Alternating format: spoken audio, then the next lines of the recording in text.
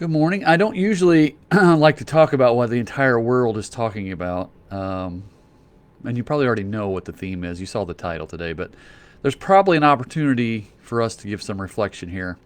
And maybe someone who doesn't normally watch will watch and they'll get something worthwhile for themselves today. But I wanted to wait a little bit and help us gain some perspective. We often make mistakes by reacting too quickly or in anger, and certainly Mr. Smith did. And both Chris Rock, excuse me, and Will Smith have apologized to the other, most likely because their PR told them to. And the odds are very slim that you don't know what I'm talking about yet. But someone asked this question: who wins in this situation, and how can anyone win in this situation, other than the apologizing we've already seen? Anyway, if you are new, you've never watched these before, I'm Pastor Jeff Elliott. I pastor a small church here in New Haven, Indiana. And I guess, in a way, you could say I also pastor a group of people who watch online, because it's a very different audience sometimes. And we always do some jokes, some other things. I have to admit, I'm still a little disappointed with the viral challenge I'm trying to get started. And if you haven't heard of it, and the odds are that you haven't, what I'm trying to do is when you wake up in the morning and there's a song in your head and you don't know why, you post that on your Facebook page. And then somebody else who had another song in their head, they post it on their Facebook page, and they comment on yours. And that way we develop a playlist for every day. I haven't done mine yet today, but the song was Canon in D, which is, traditional wedding song. If you're going to look that up, I'll post it later. You can see it on my personal page. So anyway, but as I said, I don't think it's caught on yet. I haven't seen anyone doing it, but I may not be on social media as much as other people. So it could be that it's a worldwide phenomenon, and I just haven't seen it yet. So hey, take part in my viral challenge. I'd love to see this thing go on. There's no money in it for me. We're just playing some songs, all right? The things that pop into our head. So, all right, let's do the jokes of the day. I know which so many of you tune in for. And I want to start with, here is a question for all the mind readers out there. Get it? I love that joke. Anyway, I started to go to the gym this morning. And I couldn't find my membership card.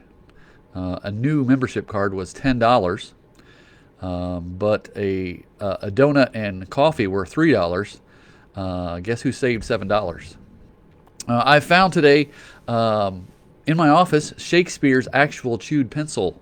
But it's so chewed up I can't tell if it's to be or not to be. And that is typical of what the jokes you'll get here. Anyway, if you're still with us, I appreciate it. Let's get back to our topic to the day. It's not likely that any of us will make as publicly a visible mistake as Chris Rock and Will Smith. And frankly, they both made a mistake. And if we did do that, it's not likely anyone would know about our mistakes. For Will, it should have been one of the happiest moments and events of his life. And now no one is talking about the fact that he actually won an Oscar. And I'm talking about the actual other event. Unfortunately, when you are a visible personality, though your worst mistakes can be recorded or viewed or live streamed for all the world to see and judge. But if this would happen to us, and might be even worse than this, it would probably happen to any of us if we had our worst moments broadcast to the entire world. So let me start with this. Let me challenge you, or maybe encourage you with this today. You are never as bad as your worst moment. And the other side of that is that you are never as good as your best moment. The truth is really somewhere in between. Now, Chris Rock and Will Smith can salvage some respectability by humbling themselves and acknowledging mistakes, and they've both done that. They probably both regret that event. According to the media, and probably my guess too, the only real winner here is Denzel Washington being wise enough to step in and give some guidance. You probably heard him, what he said to Will Smith, that the devil attacks at your highest moments. And it's been rightly lauded as great wisdom.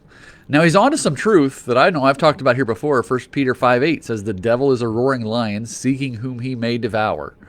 That's one of the things that Scripture tells us, and we know that to be true. And you may or may not call it the devil, but you probably realize that there is a great evil in the world and that we are all subject and captive to it. We are all prone to make foolish mistakes, and sometimes those mistakes have devastating and horrible consequences. And maybe that's where you find yourself right now.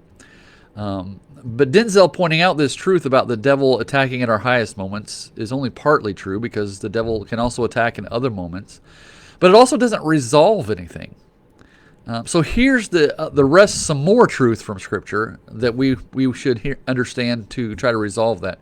Scripture calls us to humble ourselves all the time. It is often necessary as a people of faith, and really it's the first step of taking a walk of faith, that we humble ourselves and acknowledge our sin. But Scripture calls us to that all the time. If we're part of a church body or a family, we often sin against each other, and we say things and we act in ways that are less than Christ-like. And Scripture encourages us to humble ourselves and both ask for and give forgiveness. And the reason we can do this is because we have an amazing example of this in the person of Christ, who humbled himself and took on a man's bodily visible form, and he took our sin and shame and guilt on himself. And when we humble ourselves now before God, we find forgiveness and mercy that has been purchased for us by Christ on the cross. The book of Lamentations has a famous verse that says, God's mercies are new every morning. I think probably through this all, Chris Rock and Will Smith, the public will forgive them. This will just be something that we all laugh about years from now. And maybe they are even now. Hopefully they've reconciled.